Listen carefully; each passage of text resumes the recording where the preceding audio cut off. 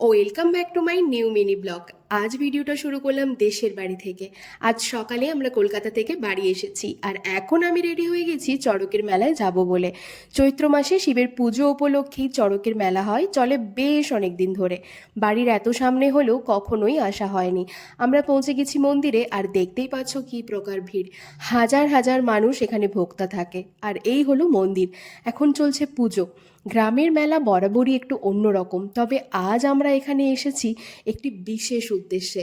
এই জন্য মেলায় বেশিক্ষণ ঘোরাঘুরি না করে আগে এসেই খোলা মাঠের নিচে একটা জায়গা করে বসে গেছি। তবে শুধু কি বসলে হবে, তার সাথে একটু কিছু খেতে তো হবে, তাই জিলিপি কিনে এনেছি। আর এদিকে শুরু হয়ে গেছে বাজি পোড়ানো। এই বাজি পোড়ানো দেখব বলেই আজ আমরা এখানে এসেছি। সারা রাত্রি ধরে বিভিন্ন ধরনের বাজি পোড়ানো হবে। আর জানো তো, এই বাজি বেশিরভাগ লোকেরা মানসিক করে। ভারী অদ্ভুত, তাই না? সবাই এখানে মাঠের ওপর ঘাসে বসে বাজি পোড়ানো দেখছে। বাড়ি থেকে এনেছিলাম চপ মুড়ি। এখন বাজে রাত্রি 12টা। আমরা আরও দেরি করে বাড়ি যাব। আজকের মতন টাটা, আবার দেখা হবে নতুন একটা ভিডিও।